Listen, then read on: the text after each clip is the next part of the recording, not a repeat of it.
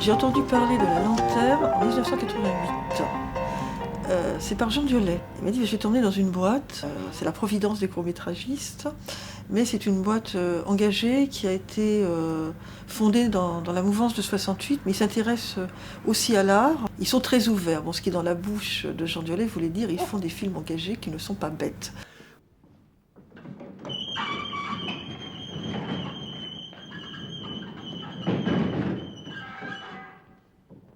Paris, jeudi 2 mai. Le gouvernement lock-out la faculté de Nanterre. Vendredi 3 mai, il lance sa police contre les étudiants. La Sorbonne est envahie. Les étudiants arrêtés. Spontanément, leurs camarades se mobilisent. Je suis parti avec ma paillard, avec toute l'équipe de l'Arc, qui était un groupement politique un peu atypique, parce qu'il y avait des maoïstes, il y avait des trotskistes, il y avait différentes pensées. Je ne sais pas si vous l'avez remarqué, le boulevard Saint-Michel est goudronné et n'a pas de pavé. On y va tout de même. J'ai beaucoup aimé 68, je me considère comme un descendant de 68, mais je n'ai jamais renié ce qu'on a fait en 68.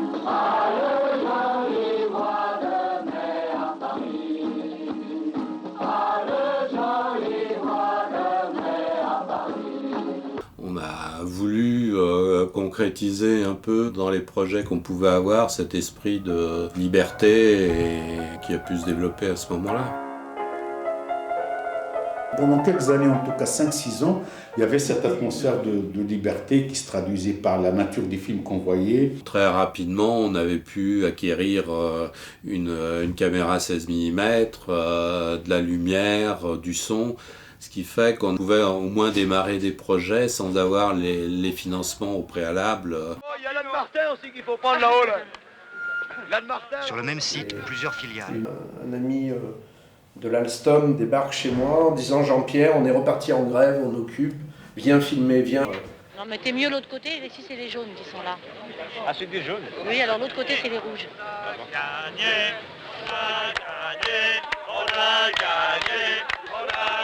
C'était plus dans les années 90 où on a vraiment pu mettre en place, grâce à un certain nombre de mécanismes, entre autres le compte de soutien aux industries de programme mis en place par le CNC. Et les textes qui avaient été votés par le Parlement prévoyaient que même les télévisions câblées qui ne participaient pas au financement de ce compte de soutien avaient droit à utiliser ce compte pour faire des productions de films. Claude a dit, bon bah voilà, maintenant on peut faire des films avec le câble, donc vas-y. Quand il s'arrête, oh, ce cheval en mouvement, de la main pour ralentir son mouvement. Être une femme sculpteur en France, dans ma génération, c'est pas évident, ça c'est sûr. Parce que les sculpteurs français sont très machos et qu'ils le sont encore. Il y a une inégalité profonde. On ne dit pas on va extraire ou on va exciser, et on dit seulement on va l'asseoir sous le couteau. Je ne sais pas si vous vous rendez compte, sous le couteau à 17 ans. C'est quelque chose de terrible. Quand il y a eu l'accès des télévisions locales, ils n'avaient pas mesuré le développement que ça allait prendre. Et c'est vrai que le CNC a été pris de court. Il a cherché à tout prix à supprimer, ou à réduire cette production. Et en fait, l'idée qu'ils ont eue, ça a été de demander un apport en numéraire du diffuseur, en se disant que les télévisions locales n'ayant pas d'argent, on a réglé le problème. L'hypothèse grise, c'est l'hypothèse crise. Une crise dont on ne sort pas. Le système de couverture sociale permet d'en atténuer les effets au coup par coup, mais l'imagination s'y épuise.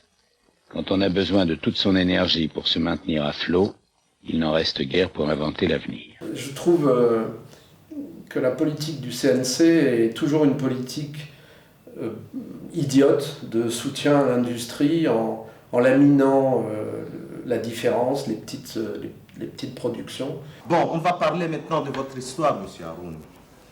Bye Bye Africa, c'est une belle histoire, des dialogues très intéressants, mais comment vous expliquer? Le budget est trop élevé pour nous. Tout naturellement, on a accompagné ces réalisateurs africains qui avaient fait leurs premières armes dans le court-métrage. Quand ils ont développé des projets de long-métrage, c'est à ce moment-là que la Lanterne est passée en société de production de long-métrage. Eh bien, tu vois, c'est pour la mémoire que je fais du cinéma. Il y a un grand homme qui s'appelle Jean-Luc Godard qui a dit « Le cinéma fabrique des souvenirs ». كلام صحيح وفي دربه رفيقة. On est encore dans le générique.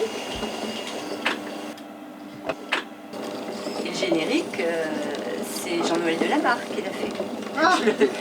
Évidemment. On en reparlait l'autre fois.